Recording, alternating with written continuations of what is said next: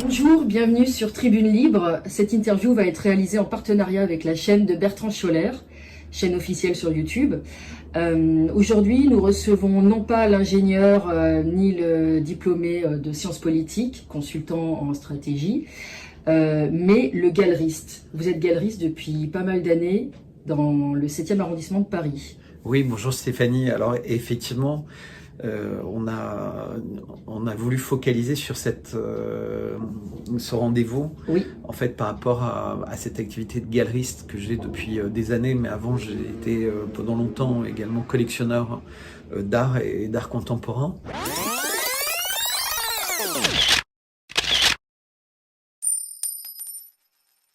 Et j'ai l'habitude de regarder en fait les tableaux et de les décrypter, en fait, de chercher ce que les artistes ont voulu dire, mais sans le dire de façon agressive, de façon subtile, en fait, comme des rébus, comme des codes cachés.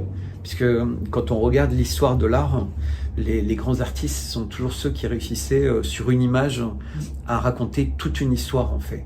Alors l'histoire, elle peut être, si on prend la Joconde, aujourd'hui encore difficile à décrypter, mais on sent qu'il y a beaucoup plus que ce qu'on voit.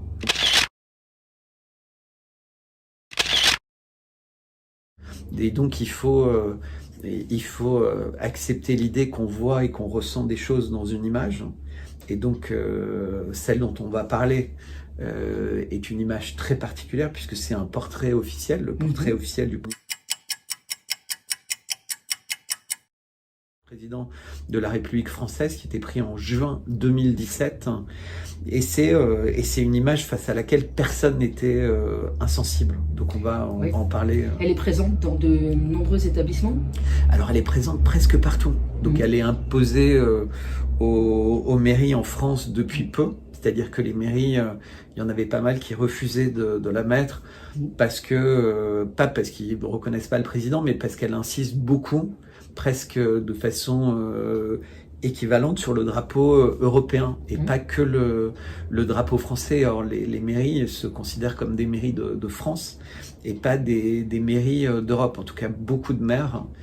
Et cette volonté sans cesse de liquéfier la France à l'intérieur de l'Europe et même parfois à l'intérieur du monde exaspère pas mal de maires. Mais si vous remarquez, au-delà du fait qu'il y a de moins en moins de bureaux de poste en France, c'est-à-dire que même à Paris, il y a sans cesse des bureaux de poste qui ferment, donc dans les villages, etc., c'était le cas, mais ils ferment malgré l'activité bancaire, qui est une activité assez porteuse en fait pour la Poste. Vous avez des photos du président dans pratiquement tous les hôpitaux de la PHP, donc les hôpitaux de Paris, vous avez également la photo, vous l'avez dans tous les commissariats, vous l'avez dans tous les tribunaux, vous l'avez dans plein de musées, de monuments. En fait, c'est une photo qui a été envoyée à énormément d'endroits et par docilité, par discipline, par les gens qui l'ont reçu se sont dit oh là là, je vais l'accrocher. Donc il y a un espèce de prosélytisme de cette photo qui dépasse l'entendement. Alors il faut savoir que ça s'appelle portrait officiel. Et donc en général, c'était un portrait qui était fait par un grand photographe français. Donc par exemple, on a Jean-Daniel Lorieux, qui est un photographe que je connais personnellement et qui a fait le portrait de Jacques Chirac. Et donc c'était le grand photographe de mode, le grand photographe de l'époque, qui était là pour sublimer une photo d'identité, donc un portrait d'identité du président de la République. Et c'était donc toujours une mise en scène, mais pas de Photoshop, pas de traitement. Enfin, l'idée, c'était pas de faire perdre 10 kilos au président ou de lui en rajouter 10. Et très peu de codes.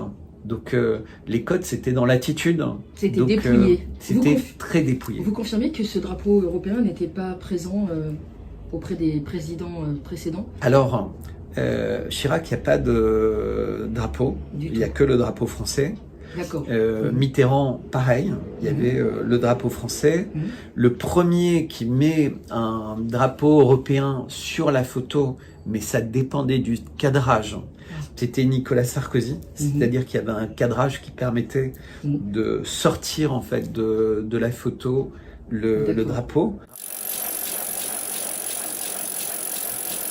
Hollande qui fait une photo dans laquelle il est dans les jardins de l'Élysée et les drapeaux sont presque invisibles. C'est-à-dire que ce sont des grands drapeaux qui sont sur des façades sur la gauche en fait de l'Élysée et donc qui sont relativement flous. On voit qu'il y a des drapeaux, mais ils sont pas omniprésents.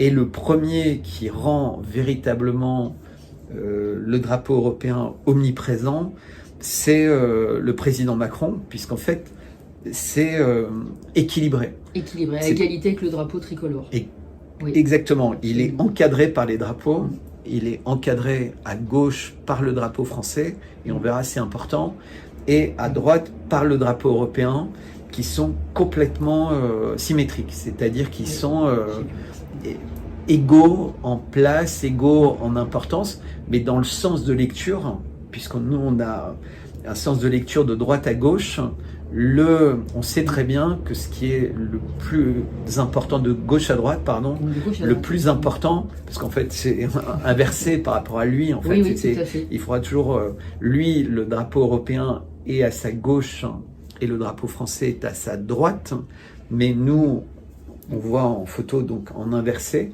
et le sens de lecture donne toujours plus d'importance. C'est comme dans un magazine, la page de droite d'un magazine vaut plus cher que la page de gauche. Donc en général, les grosses pubs sont sur la page de droite. Et donc, quand vous mettez le drapeau sur la photo, côté droit de la photo, la lecture étant comme ça donne l'impression que le sens de lecture, c'est le drapeau français disparaît au profit du drapeau européen. Pas anodin. Non, puisque, comme je disais, le Sarkozy qui avait mis les deux drapeaux, les avait mis le drapeau européen à gauche, le drapeau français à droite, donc il pouvait décadrer la photo et on ne voyait plus que le drapeau français, pas le drapeau européen, puisque les deux drapeaux étaient côte à côte, et c'était pareil avec François Hollande. C'est-à-dire que François Hollande, on avait le drapeau européen à gauche et le drapeau français à droite. Donc le drapeau important était côté gauche. Toujours pareil par rapport au sens de lecture. C'est-à-dire que le regard va toujours de la gauche vers la droite. Donc c'était une photo adaptable. Aujourd'hui, ce n'est plus le cas. C'est plus du tout le cas, mais c'est surtout... Et on observe une dérive. On observe des mandats complètement une dérive. Donc et on a bien vu à la Concorde cette volonté de mettre en avant le drapeau, puisque pour la première fois, au-dessus de la tombe du soldat inconnu, soldat inconnu qui s'est battu contre d'autres pays européens pour éviter que l'Europe, entre guillemets, existe, pour éviter que par l'administration ou autre, la France disparaisse pour rentrer dans un empire qui la dépasse. Il faut savoir que accepter l'idée même de l'Europe, c'est une Europe politique, etc., et qui rend provincial les pays, ces pays, et fait disparaître les frontières. C'est une belle idée, entre guillemets, sur le papier. Parler d'une Europe des nations. Une Europe des nations, mais c'est une idée contre laquelle se sont battus nos grands-parents, puisque l'idée c'était d'éviter que le même pouvoir contrôle tout. Et on voit bien que le pouvoir des commissaires européens a un contrôle complet sur les décisions qui sont prises.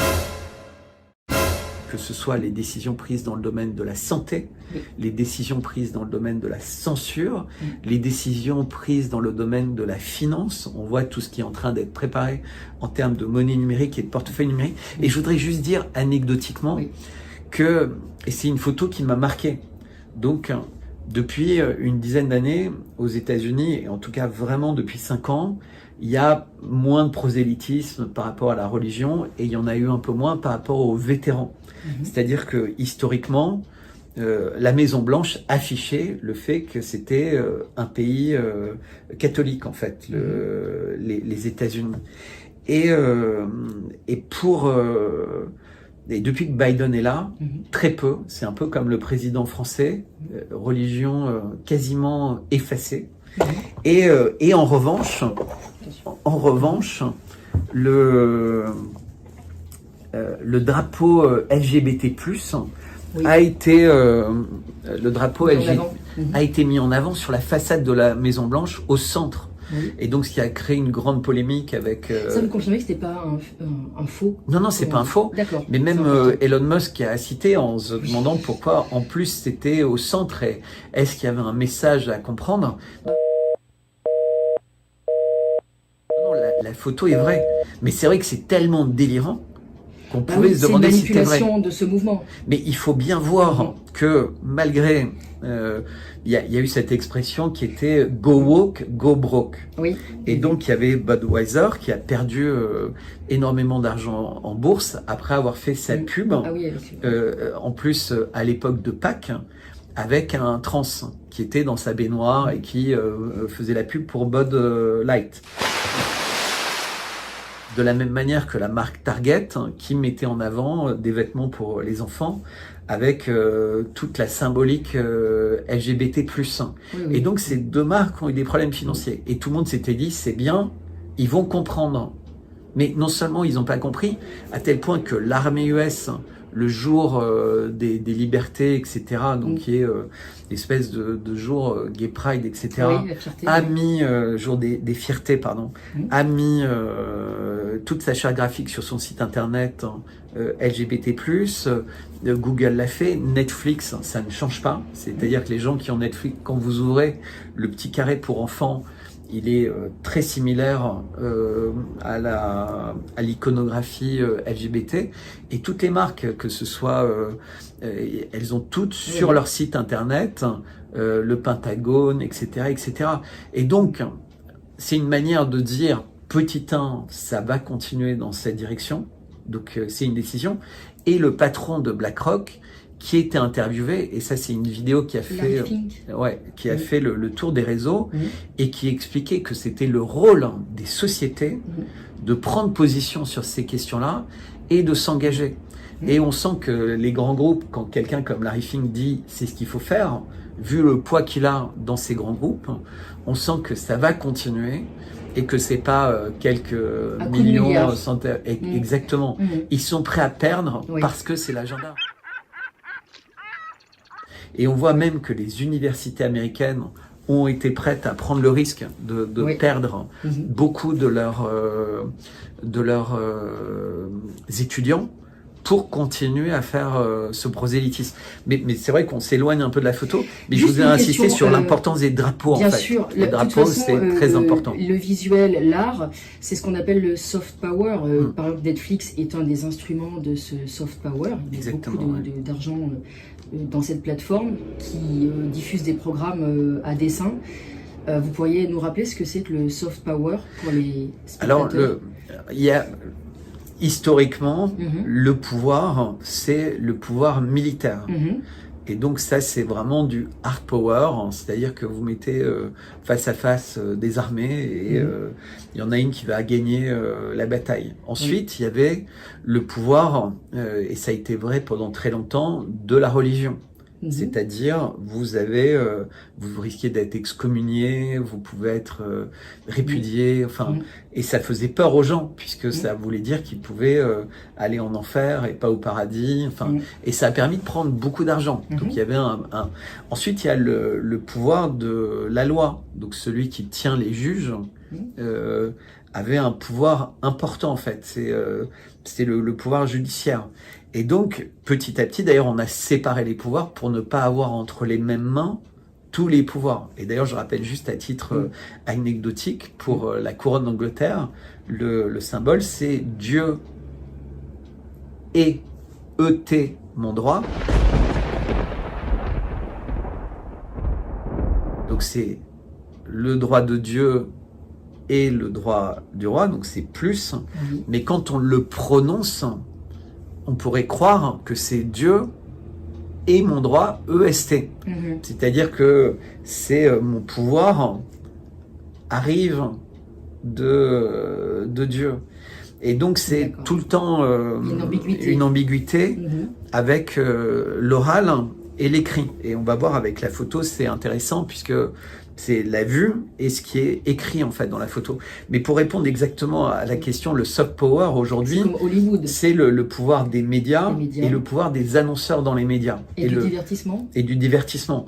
Et donc, pour donner une idée, la propagande d'Hollywood, pendant des années, était une propagande anti-russe, puis ça a été une propagande anti-musulman. Il y avait qu'à regarder la série 24 heures, qui a été une série pendant 10 ans qui a défrayé la chronique, ce que tout le monde regardait. Et on voyait qu'en fait, ils changeaient d'ennemis en fonction des ennemis de l'État américain. Et quand on sait qu'en fait, ces boîtes-là, et on voit bien que le Pentagone a un rôle central en tout, mais ces boîtes-là, comme Netflix, les studios hollywoodiens, en fait, pour faire leurs films, il y a souvent des financements et des consultants, et pour que le film soit le plus en plus réaliste, Top Gun, si le Pentagone ne donne pas son feu vert, ils n'auront pas d'avion de chasse, ils n'auront pas d'image, etc. Donc évidemment, le mauvais dans Top Gun, il va être en ligne avec le mauvais du Pentagone. C'est comme le russe de James Bond. Exactement, le russe de James Bond, le russe de... Enfin, il faut avoir connu le cinéma dans les années 80 pour voir à quel point le monde entier déteste les Russes. Et aujourd'hui... C'est un formatage lent et inconscient. Exactement. Finalement. Mais c'est ce qui explique aujourd'hui la difficulté pour une part essentielle de la population d'imaginer que les Russes ne sont pas les mauvais. Depuis des générations, on dit ça, et ce qui fait que il y a beaucoup de personnes qui continuent à imaginer que la Russie c'est une dictature, que ça ressemble aux images d'Épinal de la Russie communiste. Vous y allez d'ailleurs, vous êtes moi, proche de la Russie, vous y allez souvent, donc vous pouvez en parler en connaissance de cause. Je vais juste donner une anecdote. Là, on vient d'avoir la fête nationale russe, et donc j'ai eu la chance d'être invité à l'ambassade pour cette fête. Et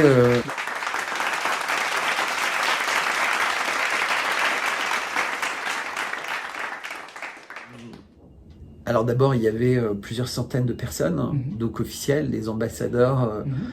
Alors j'ai pas fait la liste de tous les ambassadeurs et leurs représentants, mais il y avait la Turquie, l'Égypte, Arabie Saoudite, Inde, Iran, Corée, etc. Très peu de pays européens. Alors il y avait des gens des différents pays européens, il y avait des Anglais, il y avait des Italiens, il y avait plein de Français, et la France était entre guillemets représentée par Pierre de Gaulle, qui a même été amené à Paris. Et avec qui j'ai beaucoup parlé de cette photo. Parce que ce qui est drôle, c'est qu'en fait, c'est comme le téléphone qui continue. C'est-à-dire que j'ai parlé de cette photo, et c'était notre idée, donc le portrait officiel. Et c'est une photo qui... alors c'est pas des vidéos qui font des millions de vues, mais les tweets font déjà des millions de vues. Et les gens regardent et ils sont de plus en plus curieux. Parce que comme des pays comme la Russie, justement, dont on parle, dans le vocabulaire de Vladimir Poutine, il y a le fait que il utilise bien et mal de plus en plus régulièrement. Ça donne beaucoup de sens à l'idée que le mal existe et peut-être il pourrait être intégré à l'intérieur de quelqu'un. Alors tout ça, ça va être assez technique, je pense qu'on va en parler au fur et à mesure de l'interview. Absolument, voilà. À la photo, je voulais vous poser une question sur la photographe qui a pris la photo officielle d'Emmanuel Macron. Il s'agit de Soisic de la Moissonnière. Ouais. Est-ce que vous pourriez nous en parler? Alors c'est quelqu'un qui a été assez vite. Pour quelle raison? La photographe d'En Marche. C'est-à-dire, il faut bien réaliser que deux choses sur lesquelles j'insiste, on a aujourd'hui, à la tête de l'État français, deux personnes qui sont très largement inconnues. mais véritablement. C'est-à-dire qu'on connaît peu de choses sur les premières années de la vie du président de la République française, très peu de choses, alors qu'il a 45 ans, et on connaît encore moins de choses sur la vie de sa femme. On a, par exemple, à notre époque, au XXe siècle, c'est très rare qu'une personne qui a eu plusieurs enfants n'ait aucune photo de grossesse, aucune photo avec ses bébés. Et ça a créé une énorme polémique. Et pourquoi est-ce que on a accepté, entre guillemets, d'avoir ces inconnus arriver au pouvoir suprême dans un pays qui est membre du Conseil de sécurité de l'ONU, qui sont deux inconnus? Moi, je me rappelle de réflexions d'Américains en disant « je ne pourrais jamais avoir confiance dans cet homme », pas parce que c'est un conte de fées qu'il soit avec une femme bien plus âgée que lui, mais parce qu'en fait, cette histoire date d'une époque où il avait 14 ans, donc il était mineur sur le plan juridique, avec une femme qui était sa maîtresse et dont les enfants étaient plus âgés que lui. Et donc, dans n'importe quel pays du monde, ce serait un énorme scandale, même bien longtemps après, quand ils ont toujours une relation ensemble. Et en France, tout ça a été transformé en un conte de fées. Et ça a été transformé en un conte de fées avec un afflux d'argent assez mystérieux. Parce que il faut savoir que officiellement, il a beau avoir été acteur de deals financiers à l'intérieur de Rothschild, dont il était un très jeune partenaire, mais à une vitesse grand V. Comment est-ce qu'il est devenu partenaire aussi vite? Dont nous n'avons plus trace des revenus. On ne sait pas où sont arrivées les primes. Donc une opération comme ça, dans laquelle on lui donne un rôle aussi central, puisqu'il a rencontré le patron Peter Brabeck de Nestlé pour vendre une filiale à Pfizer, et on retrouve toujours les mêmes noms. C'est une filiale d'alimentation pour enfants ou alimentation animale, enfin je crois que c'était animal. Oui, on peut imaginer que le fait que Pfizer ait été choisi lors de la campagne de vaccination, choisi en priorité, ce n'est pas dû au hasard. Alors c'est pas dû au hasard, mais peut-être pas pour ça. Mais en tout cas, je pense qu'on pourra revenir. Mais là où je voudrais vraiment insister, c'est que sa biographie est bizarre, y compris pendant ses études. L'ENA, c'est la seule année où il n'y a pas de classement officiel de sortie. Mais il sort à l'inspection des finances. Donc on a l'impression que sur toute sa route, il y a des choses qui ne se passent jamais pour quelqu'un d'autre. Il a comme une voie royale qui est tracée. C'est-à-dire que quand il était jeune homme, il y a une personne très puissante de la région d'Amiens, Herman, un homme de la presse, un homme de l'industrie, qui parraine, entre guillemets, sa vie. Et personne qui sera abandonné sur le chemin.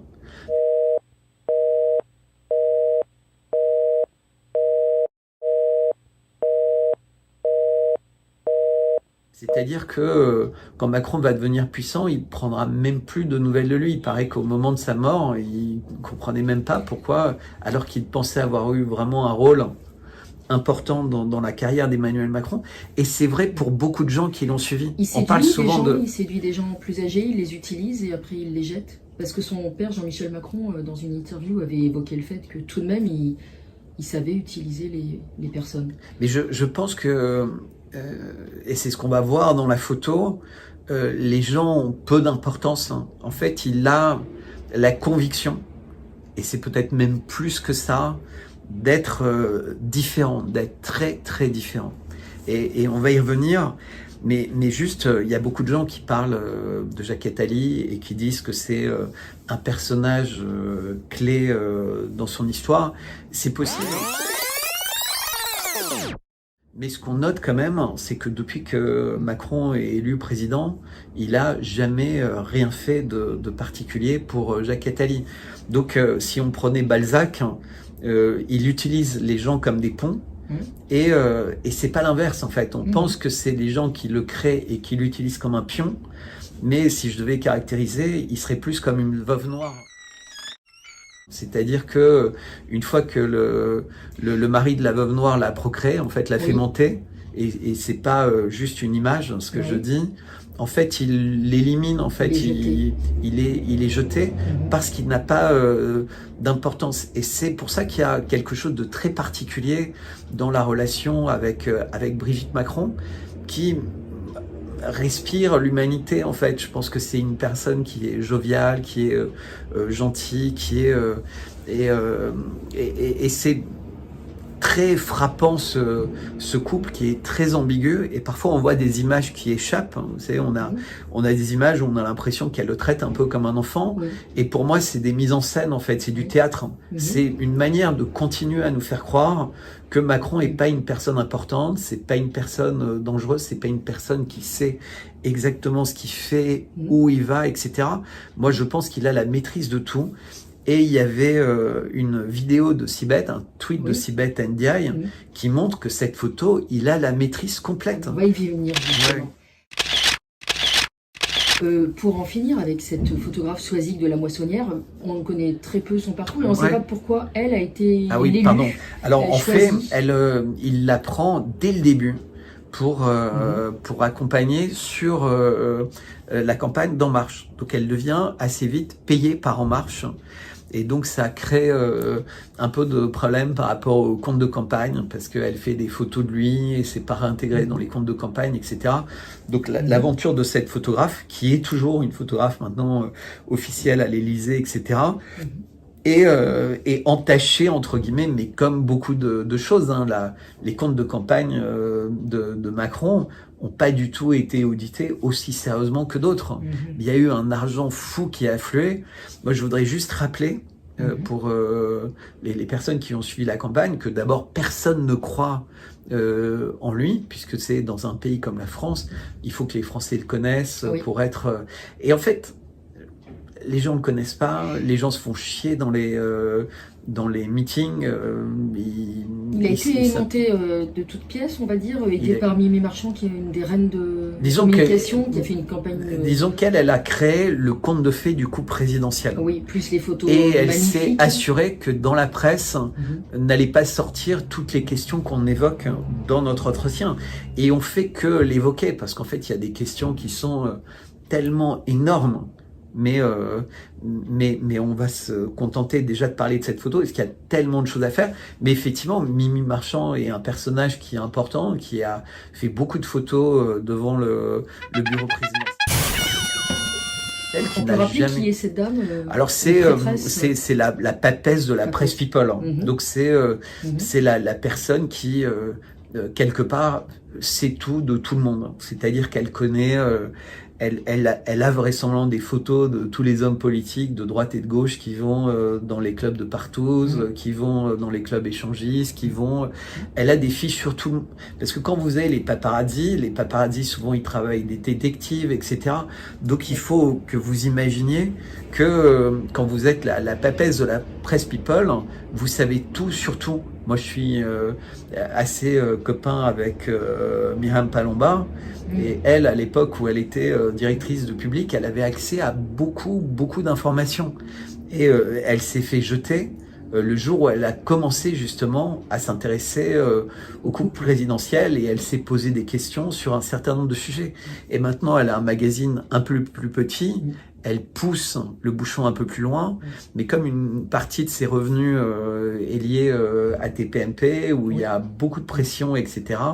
Donc on sent par rapport au soft power que quand on a un certain train de vie, ou quand on a envie d'avoir un certain train de vie, on peut assez vite être mis sous pression par le système, qui finalement interdit aux gens d'avoir un regard froid, un regard analytique sur des choses qui sont bizarres. On vit dans un pays bizarre où on a quelqu'un qui arrive, qui a un parcours très étonnant. Il se passe sur son parcours des choses qui ne se passent jamais. Dans toute l'histoire de l'ENA, il n'y a jamais un classement qui n'a pas lieu pour une promotion.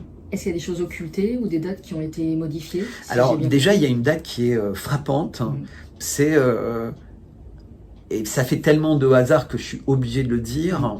Il est né le 21 décembre 1977. Alors, qu'est-ce que veut dire l'année 1977? C'est compliqué, mais 21 décembre, c'est un jour très particulier, puisque c'est le solstice d'hiver, donc c'est le jour de la nuit la plus longue. Et c'est très symbolique. Quelqu'un qui est né le 21 décembre, parce que le 21 décembre, c'est hors calendrier. C'est-à-dire, le calendrier des hommes, c'est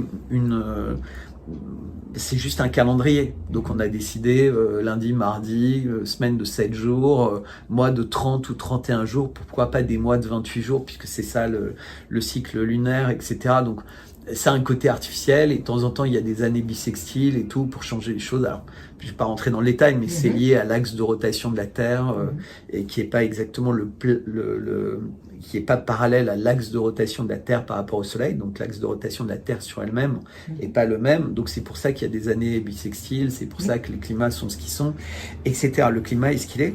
Enfin, les climats, parce que tu as hémisphère sud et hémisphère nord, en fait. Donc il y a deux types de climats symétriques à la même date. On rappelle, l'année bissextile, c'est 366 jours.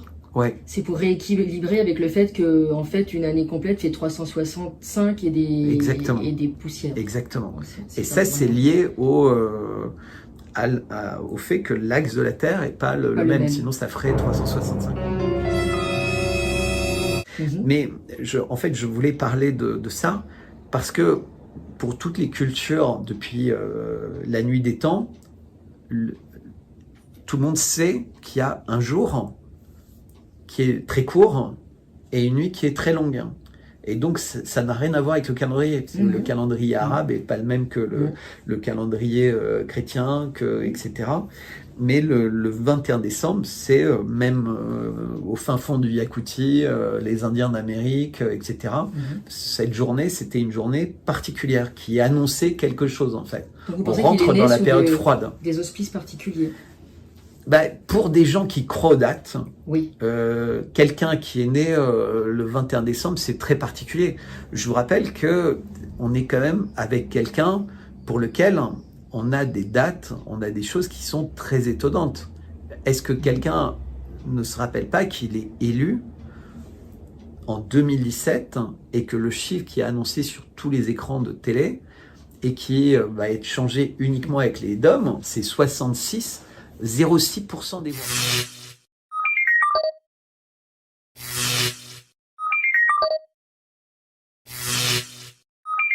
Oui, c'est un clin d'œil. Un clin d'œil, mais pendant le Covid, 666 millions d'euros donnés aux médias.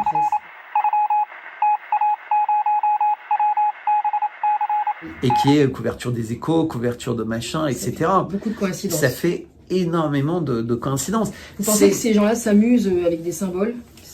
Je pense que c'est... alors, c'est des symboles qui sont une manière déjà de communiquer entre personnes qui appartiennent à certaines réseaux d'influence. Si on reprend les discours de Kennedy, Kennedy insiste beaucoup sur le mal qui est fait par les sociétés secrètes. Et on voit avec le rapport Durham, on voit avec les Twitter Files, on voit ce qui se passe aux États-Unis, qu'en réalité, il y a un État dans l'État qui contrôle tout. Avec à la tête du chapeau, ce que Edward Snowden avait dénoncé, c'est la NSA.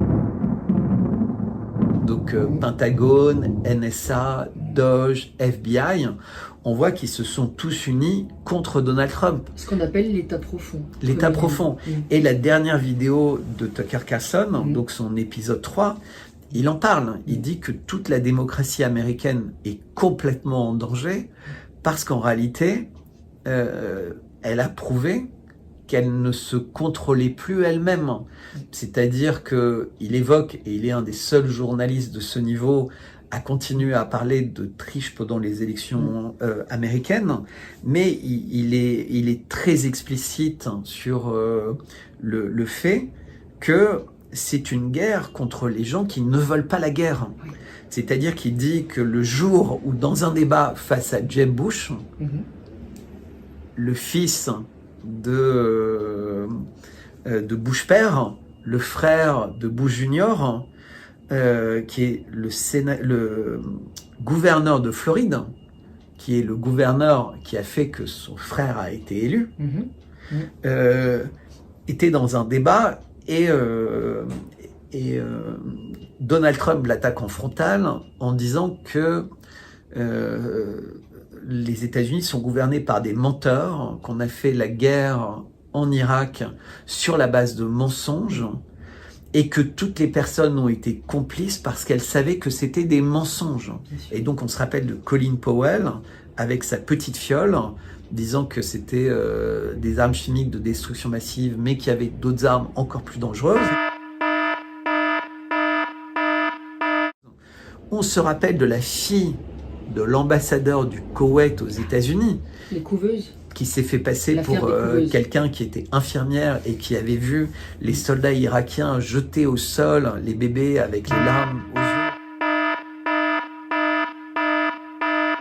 Et depuis, on a découvert qu'en fait, elle avait été préparée par une agence de lobbying de Washington, etc. Agence de lobbying qui existe toujours, qui a pignon sur rue et qui est très influente.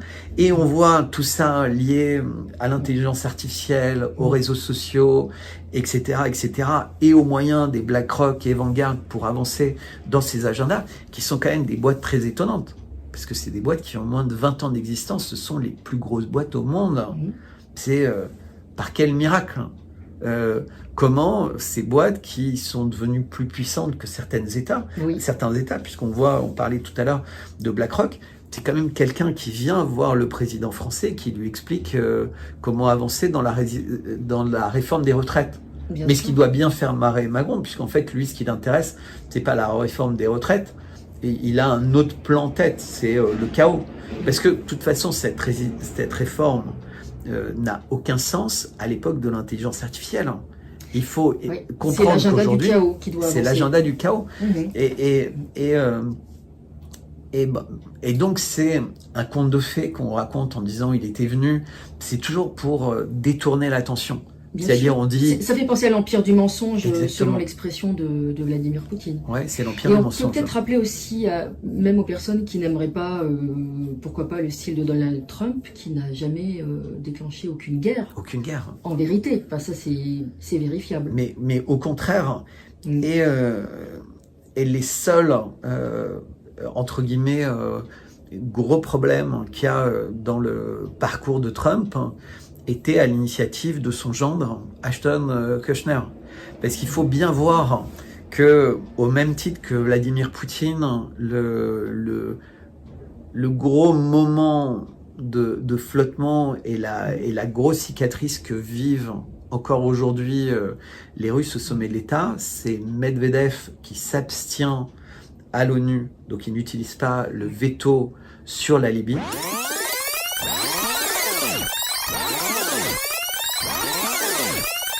Ça a permis de détruire la Libye à ceux qui voulaient la détruire et d'empêcher une possibilité d'une monnaie panafricaine, mais surtout empêcher la possibilité au monde de voir pendant la Coupe d'Afrique des Nations que la Libye c'était un pays merveilleux. De la même manière que quand les Américains ne se qualifient pas pour la Coupe du Monde de football en 2018 et ils ont perdu 2-1 contre une toute petite île en foot pour ne pas se qualifier. Mais les joueurs en pleuraient, hein. On leur a demandé de ne pas se qualifier pour que les télés américaines ne montrent pas que la Russie était un pays moderne dans lequel les gens étaient libres, etc. Donc on parlait de soft power, mais c'est vraiment important en fait. Les grands événements internationaux sont des moments de soft power, et donc, mais pour ça il faut que les médias soient sur place.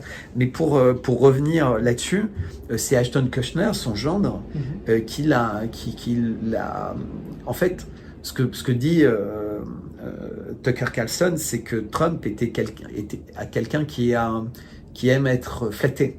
Et donc, il cite et il taille un costard à Pompeo, en disant Pompeo était le plus grand flatteur, alors que c'était le patron de la CIA, mais c'était aussi le plus grand assassin. C'était un peu comme Néron. Donc, et Trump avait cette capacité que Tucker présente comme une erreur. Moi, je sais pas si c'était une erreur. C'est toujours pareil. Il vaut mieux parfois avoir autour de toi tes pires ennemis, le plus proche, pour mieux connaître ce qu'ils veulent, parce que finalement, il a bien réussi. Et Trump l'explique en disant, comme ils étaient près de moi et comme tout le monde avait peur d'eux, les gens savaient pas trop, et puis eux-mêmes savaient pas qui pouvait m'informer. Donc je pense que, au même titre que Macron est beaucoup plus intelligent que beaucoup de personnes pensent, Trump est beaucoup plus intelligent que beaucoup de personnes. C'est-à-dire que pour qu'il ait réussi à être élu aux États-Unis face à Hillary Clinton, alors que tout est contre les républicains, bien sûr, contre les démocrates, et en fait, ils ont beau vraisemblablement avoir donné toutes les chances à Hillary Clinton de gagner, et je ne vais pas plus rentrer dans les détails, en fait, il a eu tellement plus de gens qui ont voté pour lui que tous les efforts qui avaient été faits n'ont pas suffi, et il a été élu. Mais du jour où il a été élu, une machine infernale a été mise en place, et c'est ce que montre le rapport Durham, qui impliquait tout le monde.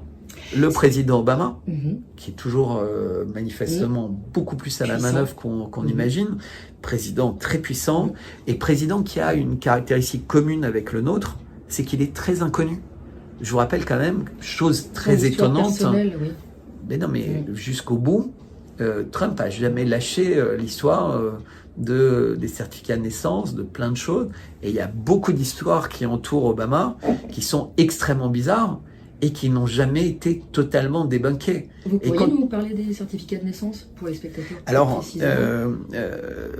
pour être élu président aux États-Unis, il faut être né aux États-Unis. C'est-à-dire qu'il faut être un citoyen américain à la naissance.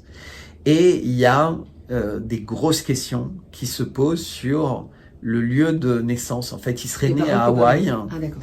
Et or, l'administration à Hawaï, enfin, c'est pas vraiment comme l'administration aux États-Unis. C'est pas rigoureux. C'est pas aussi rigoureux que ça pourrait l'être. Et Trump a toujours dit qu'en fait, il était né avant d'arriver à Hawaï. Et voilà, qu'il serait pas né et il a jamais démordu de ça. Sur le sol américain. Et donc, il pouvait pas être élu. Il serait né à Hawaï, donc. Voilà. Mais la carrière d'Obama est extraordinairement similaire à celle de Macron. Mais jusque au... Il a été propulsé, vous voulez dire? Oui. Et c'était pratiquement les mêmes noms. C'était En Marche, c'était On the Move, etc., etc. C'est-à-dire que la manière avec laquelle la campagne a eu lieu, et la manière avec laquelle Obama est apparu de nulle part, c'est-à-dire que c'était pareil, quelqu'un qui était relativement inconnu, et qui est élu, et qui faisait lui aussi partie de beaucoup de sociétés secrètes.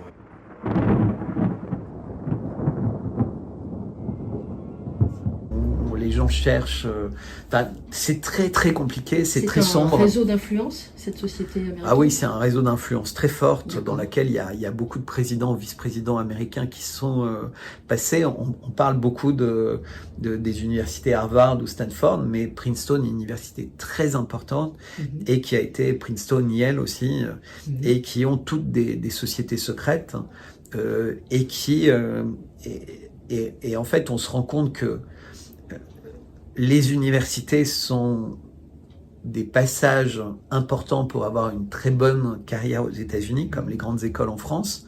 Mais à l'intérieur des universités, les sociétés secrètes sont encore plus importantes. Pour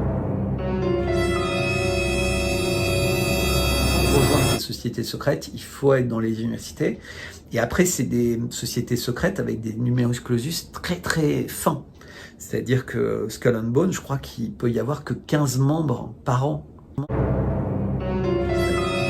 Et c'est des sociétés secrètes dans lesquelles, alors je ne vais pas rentrer dans le détail parce que je pense que les personnes qui regardent ont envie qu'on parle de cette photo, mais c'est important de noter que ce sont des sociétés secrètes qui ont été influentes sur le découpage du Proche-Orient, Skull and Bones, qui ont été importantes sur beaucoup de choses majeures, sur Panama, sur la vision américaine de pays dans lequel ils pouvaient retourner les gouvernements en fonction des besoins, soit en utilisant les grands groupes économiques, soit en utilisant l'armée, soit en utilisant la CIA, etc. Donc c'est cette espèce de vision américaine, mais ça date du 19e siècle, ça date des débuts des États-Unis. Donc cet empire exceptionnaliste, c'est quelque chose qui s'est construit sur le temps. Et ces sociétés secrètes servent à repérer les profils idéaux? Alors oui, on parle beaucoup de Klaus Schwab, du World Economic Forum, des Young Leaders.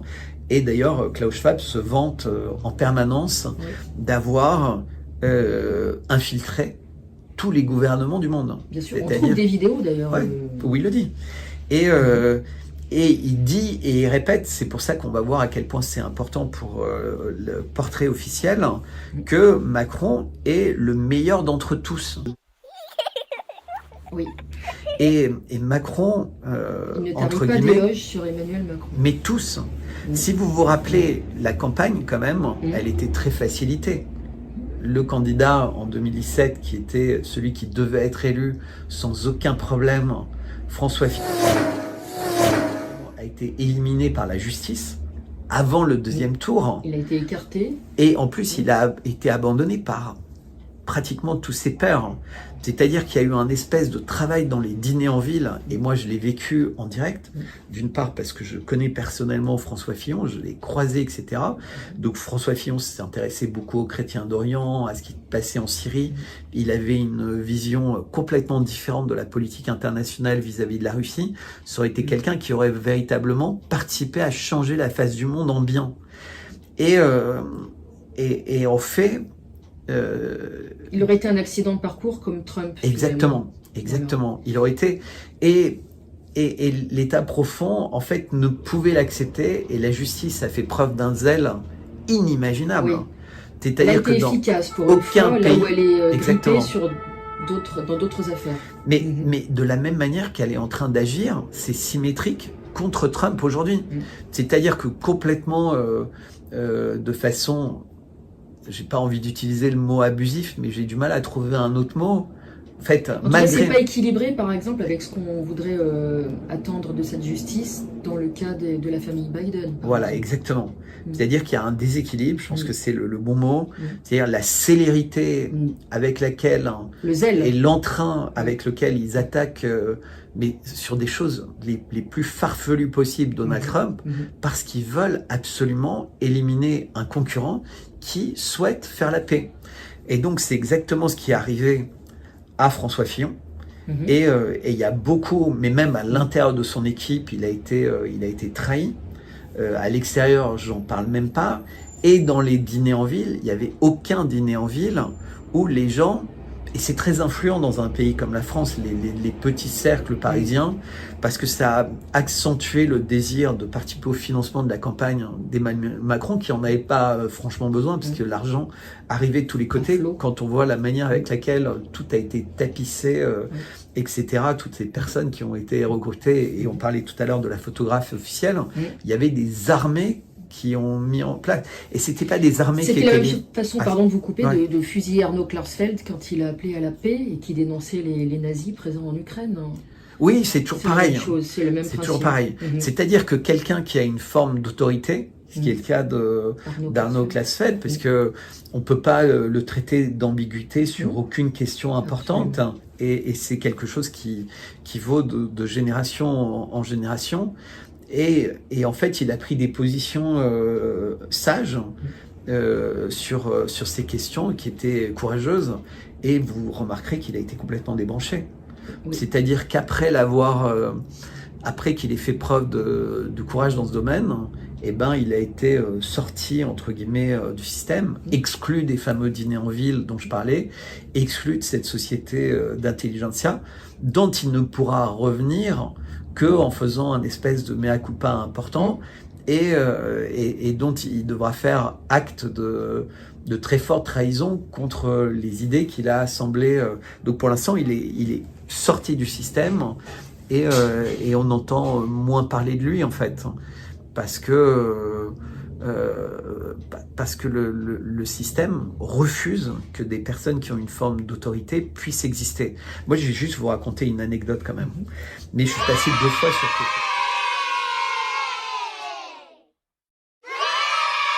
TP. Et les 2 fois,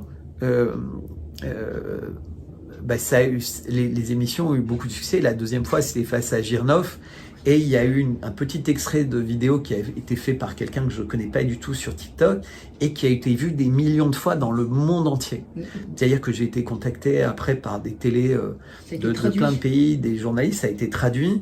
Et c'était un montage qui explicitait que la France était contre le fait, enfin les gens qui avaient voté entre guillemets dans le sondage, et il y avait énormément de gens qui avaient voté, étaient contre le fait de continuer à armer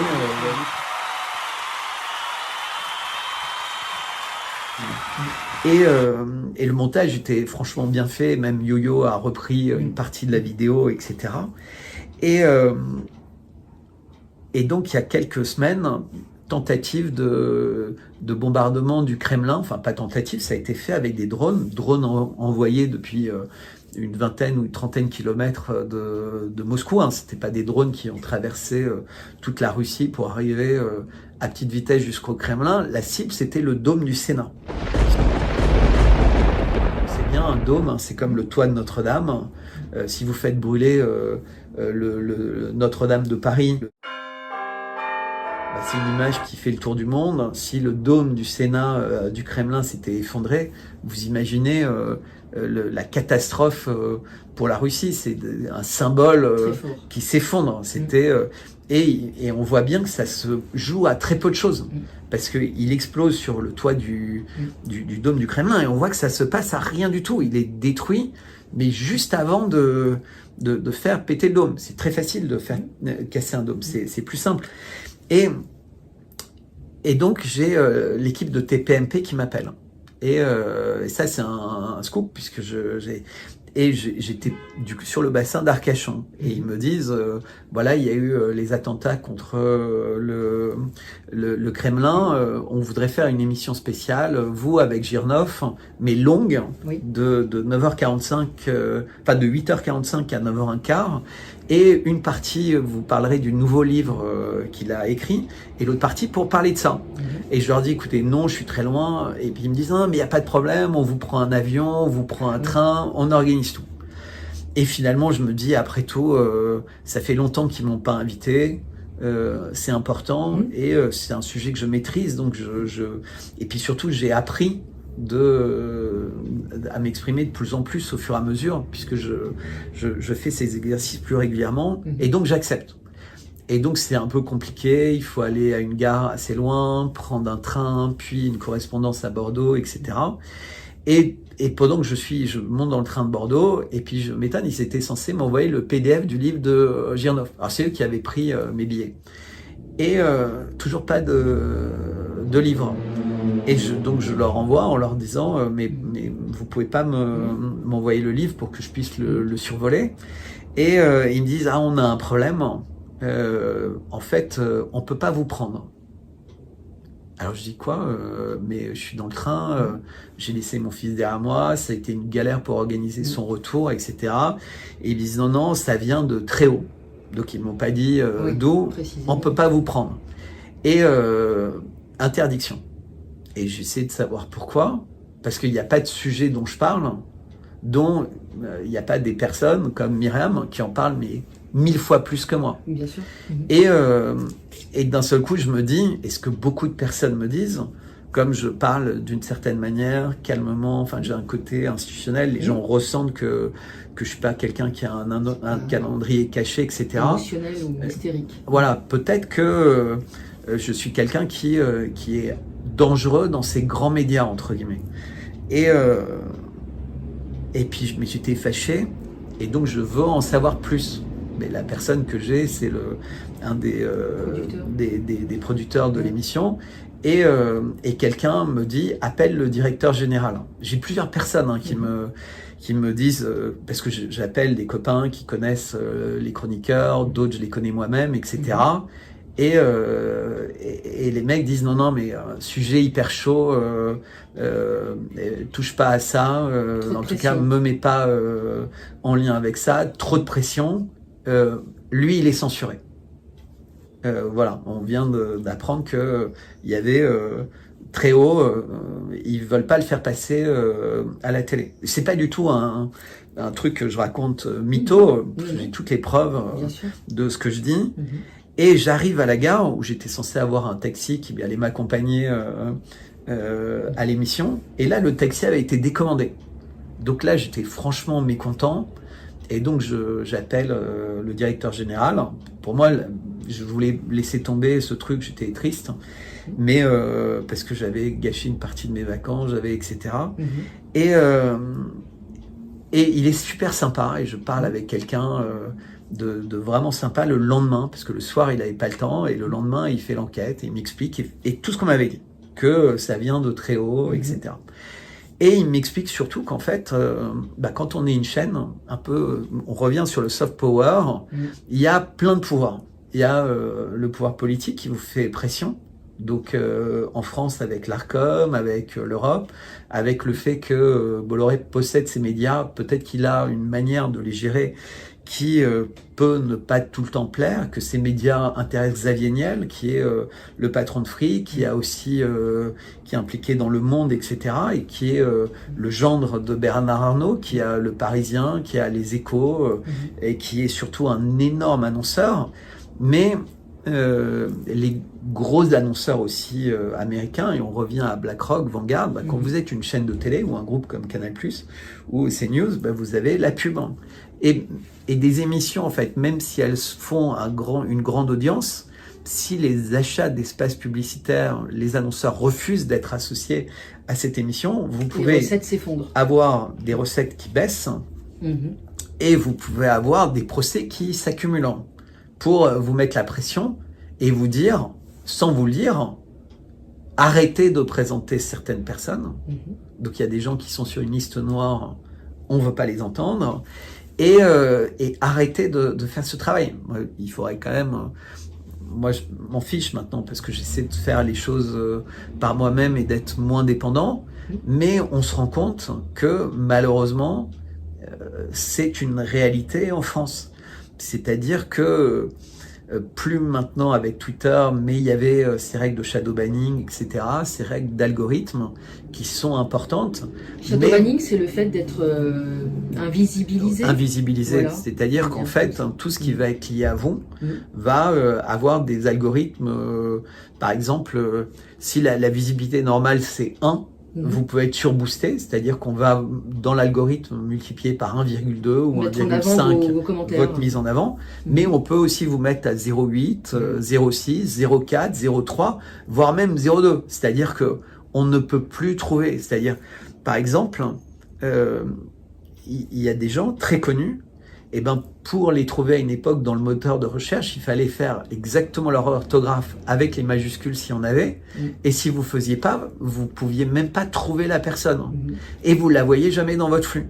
Et donc ça veut dire invisibiliser. Ça veut pas dire que la personne n'existe plus, mais pour la voir dans les moteurs de recherche, que ce soit par nom ou par contenu, il faut faire une démarche volontaire. Il faut faire une démarche. Et d'un seul coup, quelqu'un... moi, par exemple, depuis 3 mois, sur Twitter, je fais plus de 15 millions de vues par mois, ce qui est énorme. Mais vraiment énorme.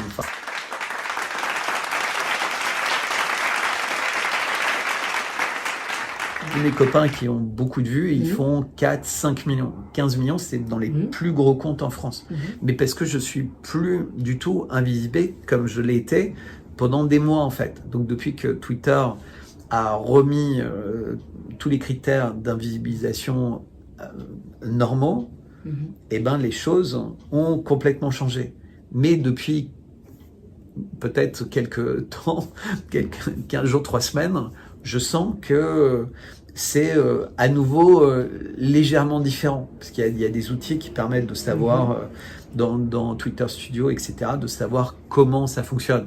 Mais je préfère même pas me poser la question, parce que comme j'évoquais tout à l'heure, c'est beaucoup plus puissant de pouvoir parler avec Pierre de Gaulle, de pouvoir parler avec d'autres personnes et d'évoquer ce qu'on va dire dans cette vidéo de façon très claire, que finalement avoir quelques milliers de vues sur Twitter. Ou en fait, il va y avoir des personnes beaucoup plus influentes en fait qui vont comprendre. Au moment où j'ai mis une première vidéo dans laquelle je parlais de ça, pendant 15 jours, j'ai été suivi par François Bayrou. Et qui a arrêté de me suivre un peu après.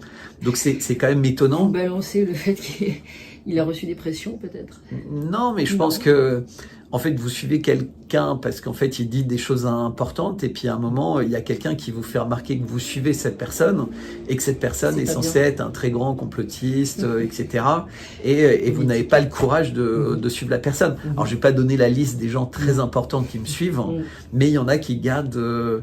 Mais il y a des gens qui passent leur temps à analyser qui suit qui. Mais l'important en fait c'est pas tellement qui me suivent, c'est qui s'est intéressé à des choses et la graine elle a été plantée. Et une fois que la graine est plantée, il se passe des choses. Et c'est pour ça, si vous vous rappelez, la première fois où j'avais été invité à Bistrot Liberté, où je suis passé 2 fois, mais je suis plus passé depuis quelques mois. Et tout ça se passe à la même époque, alors que ça s'était super bien passé. J'avais insisté sur la présentation à utiliser jardinier. Donc, parce que je pense qu'en fait, on est tous des jardiniers de quelque chose. Donc, on essaie d'être les jardiniers de notre propre jardin pour avoir une forme d'autonomie. Mais nous, on est des jardiniers des idées. Toi, tu t'es lancé dans cette aventure de YouTube parce que tu t'es dit, il y a plein de gens, il y a plein de chaînes, il y a plein de... Mais si je peux mettre ma petite graine, et ben peut-être que de temps en temps, j'aurai un impact, en fait. Exactement, ça rejoint l'idée du colibri de Pierre Rabhi. Exactement, exactement. Ou le papillon de Chomsky. Exactement. Pour en revenir au soft power, cette photo donc en fait partie, puisqu'elle véhicule une ou plusieurs images, décryptées, décryptables. Ouais, on va le faire. Plus ou moins, par le commun des mortels ou par des initiés. Les gens ressentent que cette photo est troublante. Donc pour en finir avec Soisic de la Moissonnière, qui a en tout cas photographié, qui a réalisé ce cliché, vous n'y connaissez pas de lien avec Mimi Marchand? Franchement, j'ai pas tellement creusé parce qu'en réalité, on se rend compte que c'est, à la différence des très grands photographes qui étaient choisis historiquement, et ils avaient entre guillemets carte blanche. C'est-à-dire que le président avait une idée, mais en fait, le photographe allait se mettre un peu bas, trouver un angle de vue pour valoriser, entre guillemets, selon l'idée qu'ils en avaient du pouvoir. Il a sa touche. Exactement. Là, c'est plus réduit. Par exemple, Hollande choisit d'être dans le jardin devant l'Élysée, et quelque part, il y a cette association d'images qui est François Hollande. Élysée, s'il y a le moindre doute, il est devenu le président, c'est le maître de la maison l'Élysée. Et il est dans un jardin, donc ça fait plaisir aux écolos, etc. Puis il a les drapeaux au loin, pas trop présent, il n'est pas dans un bureau, donc il raconte une histoire sur lui-même, sur quelque chose d'action, mais comme le fait un photographe qui est pas kabbalistique entre guillemets, qui est pas. On a par exemple les symboles. Sarkozy qui est considéré souvent comme le président qui fait du vélo, qui est pas très cultivé, qui est ceci, qui est cela. Bon, bah il se met dans une bibliothèque. Il est entouré de livres. Donc, il fait passer le message que voilà, les livres, les dossiers, la tradition, etc., c'est important pour lui. Donc c'est un moyen de contrebalancer une image. Mais nous, on a un nouveau président qui est arrivé suite à une accumulation de circonstances bizarres. Il n'a pas de finale, il n'y a pas de débat, entre guillemets, sur le fait qu'il va être élu. Puisqu'une fois que Fillon a été trucidé par tous ses amis et franchement, il s'est mal défendu. Mais quand on regarde qui le défendait, c'était des gens qui étaient liés très fort et indirectement aussi je ne vais pas parler des boîtes de communication, Oui. mais les conseils qu'il a eus au moment d'aller au journal de TF1 ont été très mauvais. Il aurait suffi de dire oui, bah voilà, effectivement, ma femme a été salariée, c'était une pratique et c'est toujours une pratique très courante. Je comprends que ça puisse choquer.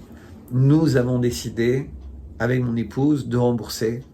Rubis sur l'onglet. Voilà. Et tout était réglé. Fini. C'était une toute petite somme, mais c'est un assassinat politique. C'est un assassinat politique. Qui a arrangé beaucoup d'intérêts privés. Et à cause des dîners en ville, il a personne qui est venu le voir en lui disant ne t'inquiète pas, je te ferai un prêt pour la somme en question, parce que ça représentait quand même des centaines de milliers d'euros, ou peut-être même un peu plus d'1 million d'euros, donc c'était beaucoup d'argent.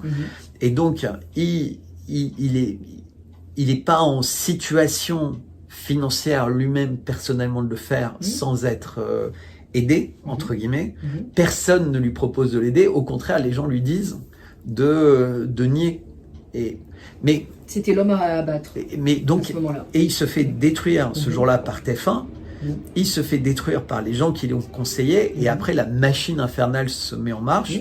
Machine dans laquelle Mediapart a un rôle important. Et on va pas parler trop de Mediapart. Mais c'est quand même une boîte qui a eu régulièrement un rôle dans les assassinats politiques. Ils ont beaucoup de qualités. Énormément de qualité. Un pouvoir d'influence énorme. Et voilà, ils ont souvent un pouvoir de vie et de mort qui est disproportionné. Et c'est vrai que de faire ça et d'éliminer un concurrent à une élection présidentielle, on dit toujours que dans ces moments-là, le pouvoir le plus important, c'est le pouvoir du peuple. Est-ce qu'ils ont véritablement donné une chance au peuple de choisir Fillon?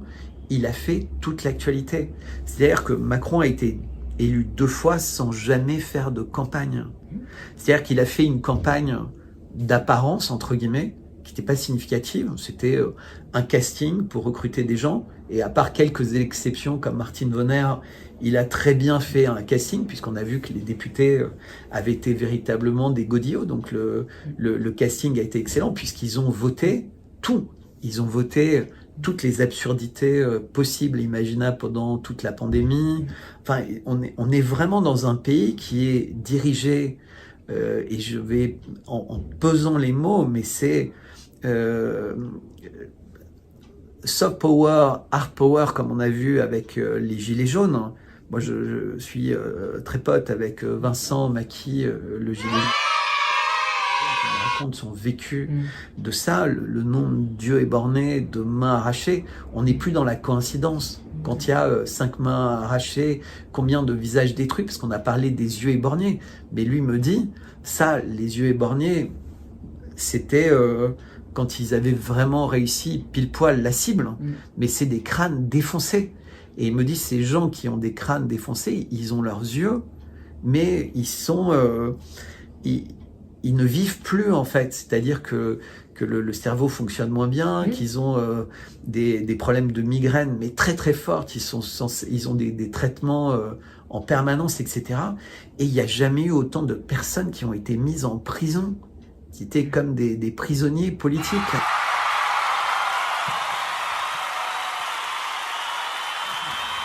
Nous-mêmes, on a été mis en prison. La France a été un des pires pays pour le confinement. Enfin, c'est vrai qu'on va sur beaucoup de sujets, mais je pense que c'est important parce que quand on en arrive à la photo, ça permet. On va revenir à la photo, mais que tout ça est antidémocratique, comme effectivement la préfabrication des candidats. Peut-être pour en arriver toujours au candidat du système versus l'épouvantail qui fait peur. Ouais. Bah grossier. Oui, mais bien sûr, mais ça c'est toujours l'influence des dîners en ville et des médias. Il faut savoir que tous les médias français appartiennent à une poignée de milliardaires qui sont des milliardaires de cours, des milliardaires de dîners en ville et qui ne peuvent pas, entre guillemets, fonctionner sans être dans les bonnes grâces du gouvernement. C'est-à-dire que la séparation des pouvoirs, elle n'est pas totale. Quand tu t'appelles, par exemple, Bouygues, que tu possèdes Bouygues Télécom, tu as des licences. Quand tu possèdes TF1, tu as des licences. Et quand tu as une grosse boîte de travaux publics, si de temps en temps, on te donne pas des chantiers en milliards, comme le Ballard, le ministère de la Défense, comme des voies ferrées, comme des autoroutes, voire des concessions, mais voire même des ronds-points ou tout ça, enfin tous ces budgets publics, hein, des stades, etc., tu n'existes pas. C'est-à-dire que il faut bien réaliser que un maçon, un électricien, un machin, c'est qui va faire, tout le monde pourrait le faire. Enfin, tous les petites entreprises, etc. Mais il y a eu une interconnexion, et ça donnerait vraiment lieu à un sujet, hein, avec les partenariats publics-privés, avec l'influence, et je connais bien, très très bien ce sujet. On sent qu'il y a un espèce de mariage consensuel et qui marche dans les deux sens. C'est-à-dire que ça va sans dire que pour avoir la paix, il faut, et LCI est vraiment l'exemple le plus caricatural des chaînes, LCI qui appartient au groupe TF1, des chaînes d'information. C'est-à-dire que je pense, RT a été censuré parce que c'était une chaîne qui était censée être sous domination russe et ne pas faire un travail de médias honnête. Soi-disant propagande russe. Mais si on s'amusait à prendre au quotidien tous les mensonges, toutes les bêtises, toutes les choses qui n'ont aucun sens, qui sont dites et qui sont répétées par les mêmes personnes, qui sont réinvitées sans cesse sur le plateau de LCI et d'autres chaînes, enfin, c'est triste parce qu'il y a des grands journalistes dans ces chaînes, il y a vraisemblablement une grande volonté, mais il y a quand même une liberté qui est prise avec l'information qui parfois peut être troublante. Est-ce que c'est intentionnel ou est-ce que c'est une forme de prudence ou est-ce que c'est des convictions? Et c'est-à-dire c'est une manière de regarder la réalité avec beaucoup d'omission ou avec beaucoup de légèreté, je ne sais pas, mais c'est quand même troublant d'être en 2023 et d'avoir l'impression qu'on est capable d'informer de façon aussi peu équilibrée. C'est-à-dire que les médias dits complotistes essayent toujours d'avoir une attitude contrebalancée de peur qu'on les accuse de ça. Et ils ne font parler que des experts, des gens qui ont une forme de légitimité. En faisant ça, ils se détruisent, parce que seul quelqu'un qui a une vision humaniste des choses est capable d'expliquer comment tout est lié. Mais aujourd'hui, les gens préfèrent rester très segmentés. Je connais bien la virologie, je connais bien la Russie, et ils veulent pas trop sortir de ça. Alors qu'en face, il y a des gens qui ont conscience d'un espèce de plan global qui est à l'œuvre, et donc ils ont une vision dynamique et exhaustive de tout ce qui est en train de se passer. Et ça crée un déséquilibre qui est terrible. Et donc, ceux qui essaient de lutter contre les mensonges et cette désinformation, en fait, s'appliquent et se donnent des contraintes qu'en face, ils ne se donnent pas. Et c'est exactement ce que tu disais, je veux dire par rapport à l'asymétrie, entre guillemets, de la justice. Donc on a une asymétrie des règles que s'imposent certains médias et on n'a pas forcément une même vigueur des instituts qui sont là pour sauvegarder, entre guillemets, l'équité dans les médias.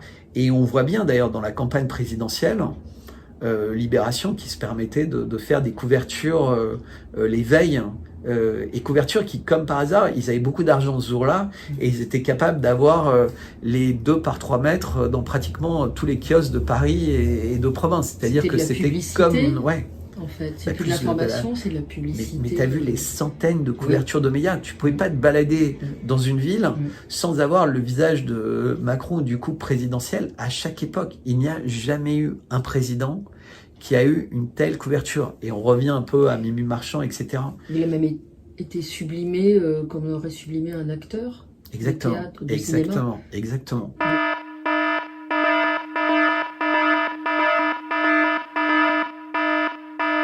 Mais ce qui était toujours étonnant, c'est que c'était cette impression que les gens ressentaient qu'il y avait quelque chose qui collait pas.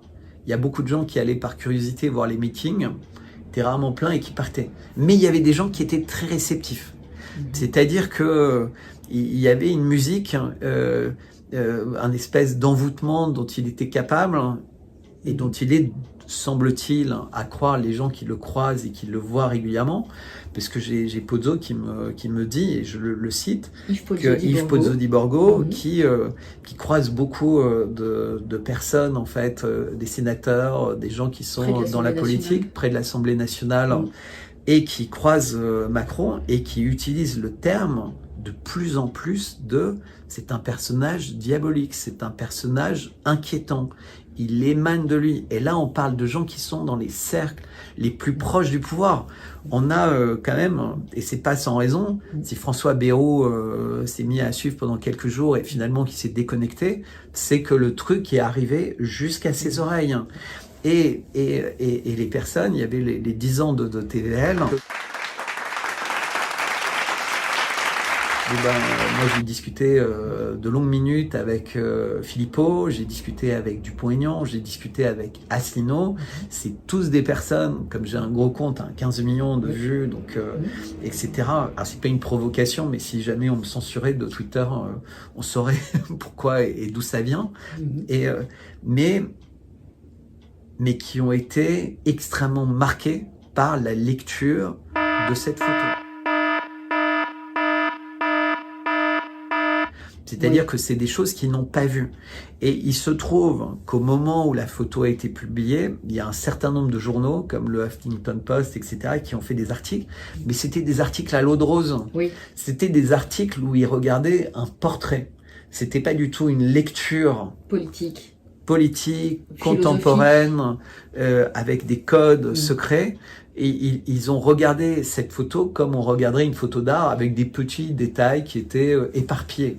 Alors que les détails n'étaient pas du tout éparpillés, ils étaient structurés pour dire quelque chose. Et cette photo est entièrement mensongère. Cette photo est totalement photoshopée, elle est truquée, c'est-à-dire le ciel derrière n'existe pas.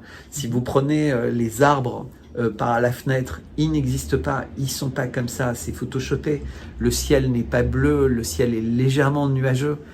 Qui aurait envie de faire un ciel légèrement, quitte à photoshopper, tout le monde va vouloir faire un ciel magnifique, bleu, la France, etc.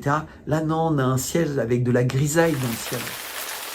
Est-ce qu'on pourrait vous répondre, il faut vivre avec son temps, effectivement c'est plus une photo de mannequin comme dans le milieu de la mode où on retouche évidemment toutes les photos, mais pas une photo de président. Mais oui, mais est-ce qu'il faut vivre avec son temps? Est-ce que la politique doit se moderniser? Non, mais c'est un portrait officiel.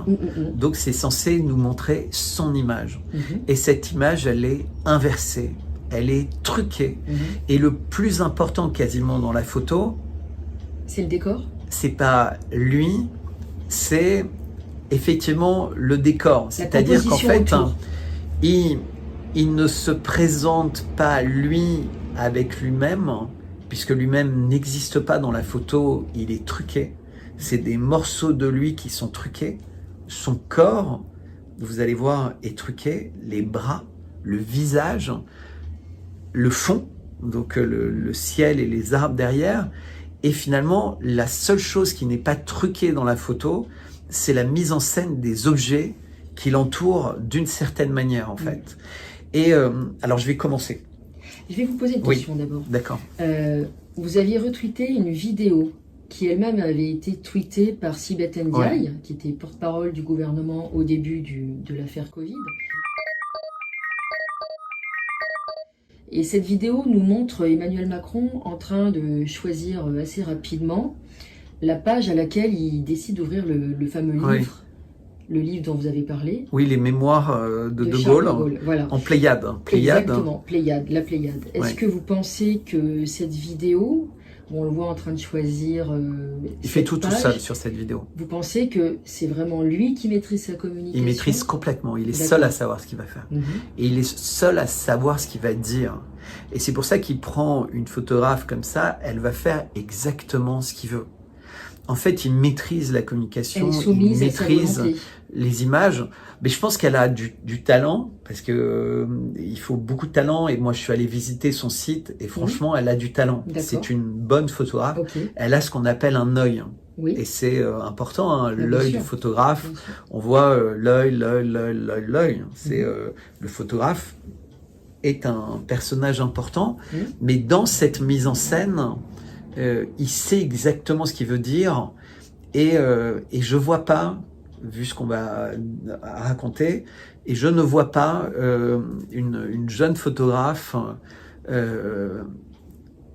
talentueuse et qui pourrait avoir et qui aura vraisemblablement un grand succès, parce qu'il y a beaucoup d'autres choses qu'elle fait, pas seulement des photos présidentielles. Je pense qu'elle a été choisie aussi parce qu'elle avait ce talent, mais qu'elle a accepté de faire ce qu'il voulait, et je pense qu'elle doit avoir une grande discrétion par rapport à ça. La photo de couverture qu'elle a, c'est un Macron de dos face aux pyramides du Louvre.